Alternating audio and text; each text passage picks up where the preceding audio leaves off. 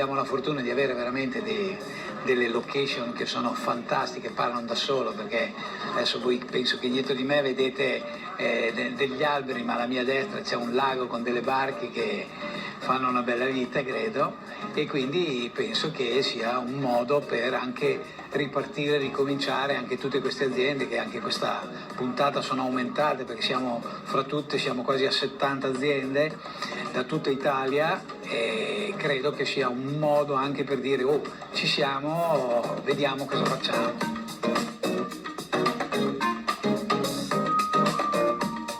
Abbiamo aumentato anche le aziende di bollicine e anche quelle di champagne, perché credono che il prodotto che bolle sta cominciando a interessare un attimo un po' di più anche fuori dal territorio piemontese, perché abbiamo una presenza siciliana con Il Mondo in un Bicchiere, con solo loro 8 cantine, di cui 2 super premiate al Vinitaly, quindi sai, sembrano cose piccole, però bisogna portarli qua, dalla Sicilia. È venuto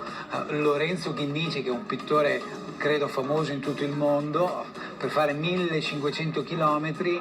lui e Gorga, altro personaggio che è l'inventore della Biennale di Salerno, anche lì arte, cultura. Credo che queste strade continuano a correre parallele, ma si intersecano in modo ripetuto, diciamo. Sono Francesco Chinnici, sono ospite qui in questa location mozzafiato sul Lago Maggiore. Mi occupo di eventi internazionali di arte. Noi in questo momento rappresento mio padre, Lorenzo Chinnici. Siamo ospiti con una mostra integrata qui in connessione con questo meraviglioso evento che mostra tra le cantine più belle d'Italia, i vini che rappresentano i sapori delle nostre regioni. Ospiti qui sul Lago Maggiore.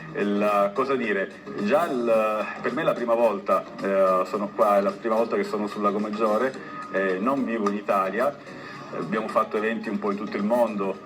siamo stati ovunque, però non mi aspettavo, quando mi hanno invitato qui,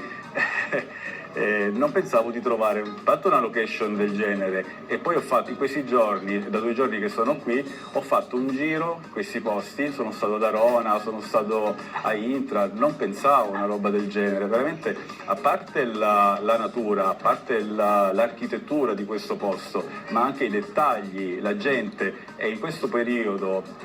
veniamo tutti dal post-Covid, ho notato tanta forza, l'anima della gente, la gente che torna a vivere. Vedo qui tanta gente che si diverte, ovviamente mantiene le distanze, però c'è quella voglia di tornare al turismo, a viaggiare, a vivere, così insieme, così tra le bollicine, l'arte e questo paesaggio, i colori del lago. È fantastico, veramente ringrazio anche Che Bolle per averci ospitato e per aver collaborato per questo meraviglioso vernissage.